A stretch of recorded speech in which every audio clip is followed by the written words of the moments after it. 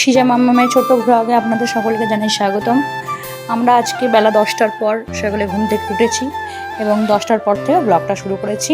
যেই ক্যামেরা নিয়ে সামনে দাঁড়ালাম সেই হয়ে গেল না না না তুমি আমার ভিডিও করবে না, আমি চাই না আমার ভিডিও কেউ করুক।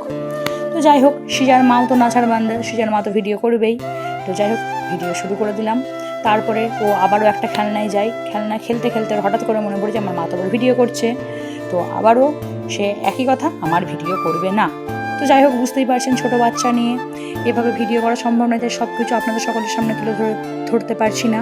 চলে গেলাম একদম সব ছেড়ে দিয়ে দুপুরবেলায় ওরা আম চায়, আম ওর লাগবে। তো আমি রীতিমতো আম কেটে নিয়ে চলে আসলাম, ওর কাছে আম দিয়েও দিলাম। যাচ্ছিল খেলতে, কিন্তু খেলা ছেড়ে দিয়ে চলে আসলো আম খেতে। এখন দেখতে পেয়েছে আম, তাই সব এখন বাদ। তো এই দেখুন শুরু হয়ে গেছে ওর বদমাইশি। কী করছে না, প্রত্যেকটা আম একটু একটু করে মুখে নিতে থাকছে, এঁটো করে দিচ্ছে, মানে তোমরা খাবে না, আমি একটু একটু করে এঁটো করে দিই।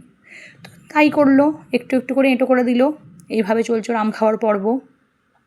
তবে আমের বেলা মাকে দরকার নেই, আমের বেলাও নিজেই খেতে পারে।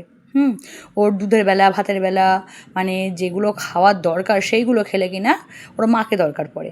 আর এই মানে উল্টোপাল্টা খাবার খেতে বা সত্যি বলতে ও ফ্রুটের মধ্যে ম্যাঙ্গোটাই বেশি লাইক করে, তো এইসব খেতে ওর অসুবিধা হয় না। তারপরে আমি জিজ্ঞাসা করলাম, মাম্মা আম খেয়ে কেমন লাগছে? এই যে দেখাচ্ছে এরকম লাগছে আম খেতে, ওর খুব ভালো লাগছে আম খেতে।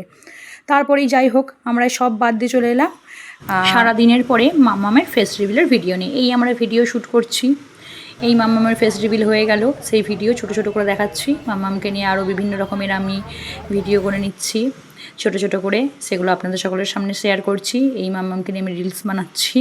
এইভাবেই কাটলো আজকের দিনটা।